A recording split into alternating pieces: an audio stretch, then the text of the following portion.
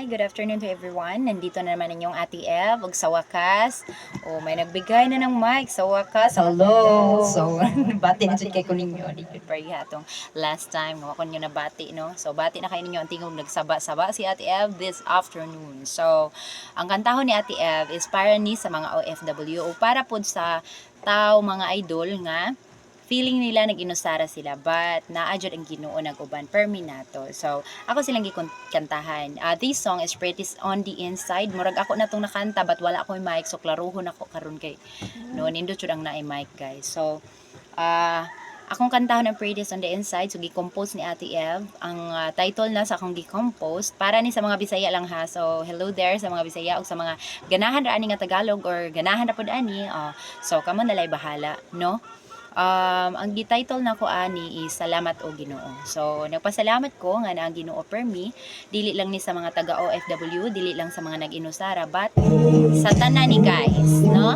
Nga nagkinahanglan og i-guide. Para ni ninyong tanan. Sa daghang problema usa di na magwanta. Dili na dyan makaya pero may isa ko ba kahit sa kalimutan nga ako naiyan pero salamat na agad itabang sa kuan salamat ikaw na sa ko ang iubanan sa tangan ko na inusara kalipay kalisidanan sa akong kinabuhi isayon kinikon mo salik kanimo lang kanimo Ginoo kanimo lang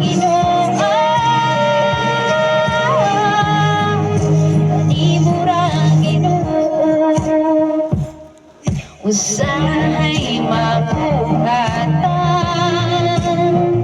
kaya ako dili higpit dili matayang masakit kahit tangs kalimutan usay kami maguyang di kami tao lamang pero sa pasalig mo higpit na katuo salamat ikaw na aming iasalapo ang walay mahimong walang iyan kalipay kasi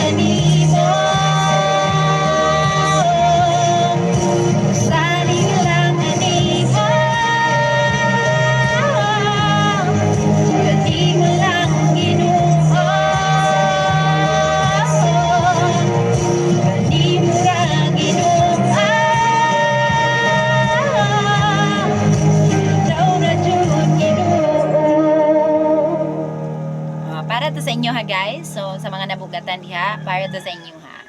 Thank you. Hope magustuhan niyo guys.